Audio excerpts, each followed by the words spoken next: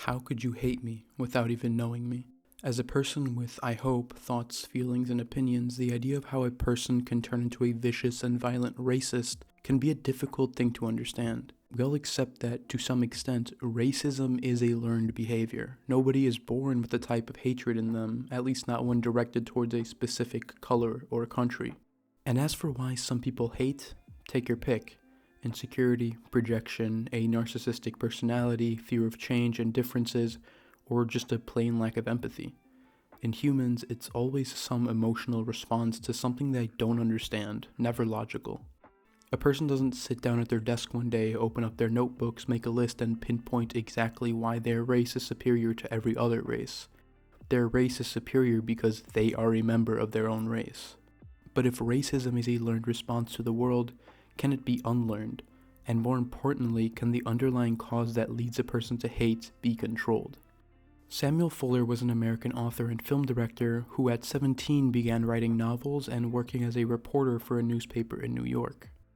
But it wasn't until he fought in the Second World War and was present at the liberation of the concentration camp of Falkenau that he would begin to use a camera. After retiring from the military, he would set his sights on making movies.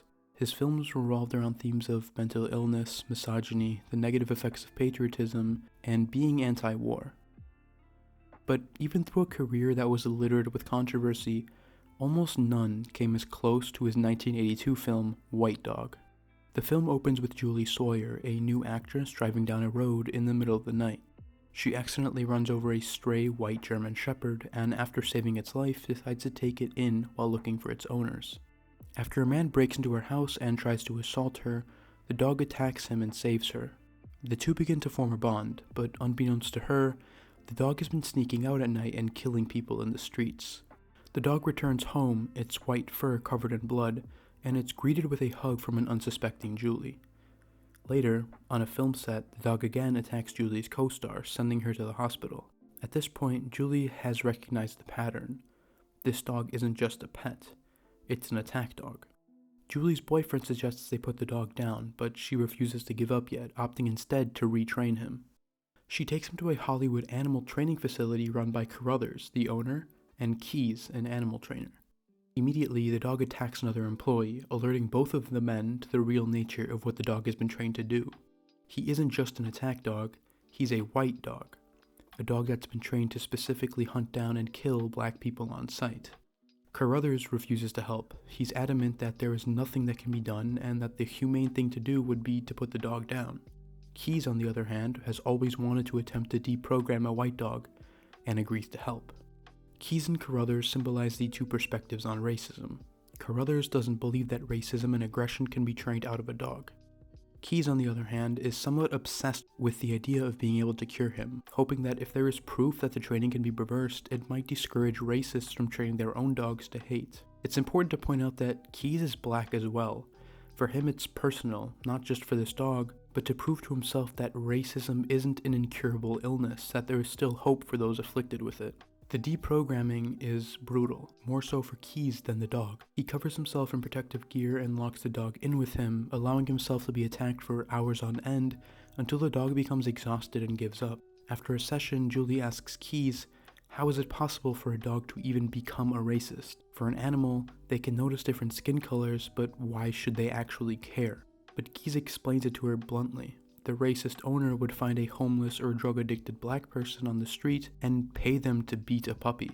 After years of beating, eventually the puppy would crack, and because of the fear instilled in it, would seek out and kill anyone with black skin that they have encountered before they can get hurt again. This process was made popular in the US during the slave trade, where dogs were trained to track down runaway slaves, and then after its abolition, trained to track down black criminals. Julie turns to Keys and asks, but what about white criminals? He gives her a look, and instead of answering, allows Julie to think about what she has just asked and come to the answer herself. We do feel sympathy for the dog, as we should with all stories of abuse, but it's important to note that Fuller never uses the tragic backstory as an excuse for the behavior. It's sad, yes, but if let go, this dog will go out and kill more innocent people. In the next scene, the dog escapes and kills another black man in a church in front of a glass portrait of the patron saint of animals. At this point, Julie has had enough as well. Hope for change is nice, but not at the cost of innocent lives. Adamant that he can still fix the dog, however, Keyes refuses to give up. A few more training sessions go by, and bit by bit, some progress is being made. Keyes, Carruthers, and Julie eat dinner together. It's a nice moment of calmness between the three as they reflect on their pasts and the time they've spent together trying to help. All of a sudden, there's a knock on the door. A cop walks in. Carruthers and Julie look over, but Keyes tenses up. He freezes, terrified. The cop explains that he's just looking for directions, which gets Keyes to finally exhale. The cop says goodbye and leaves. Keyes slowly sits down and stays absolutely still until the car drives away. It's never addressed by the others, but it's clear that was, like the dogs, a programmed response. Keyes knows not to be antagonistic, to be calm, to not make sudden movements. It's been enforced into him by virtue of existing as a person of color in the US. Even though Keyes is aware of it, our emotions and fears have more control over our behavior than we would like to admit. Despite all the odds, eventually the dog does begin to act nicer towards Keyes. He removes the protective gear, exposes more of his skin, and pets him without any aggressive reaction. Keyes is still hesitant about claiming the dog to be cured, but with some further exposure to other black people, is convinced that the dog is almost there. He calls up Julie to inform her, but as she leaves her house, she encounters an old man with his 2 granddaughters. They seem friendly at first, until he reveals that he has come to collect his dog. She approaches him and asks him whether he trained him, to which he responds proudly, since he was just a puppy. She asks him again, to be a white dog? His smile fades. They look at each other for a moment. Is it the wrong dog? Does he want to know if she's okay with it? He smiles again and responds, and the best of the lot. After coming face to face with the hatred she's seen firsthand in the last couple months, she doesn't hold back. She explodes on the man, calling him out for the sick person he is before turning her attention to his granddaughters. She asks him if they know what their grandfather did to that dog, but to them, he's been nothing but a sweet house pet. As Julie drives away, she tells them not to listen to a word that he tells them about anything, and we're left to wonder, do they know?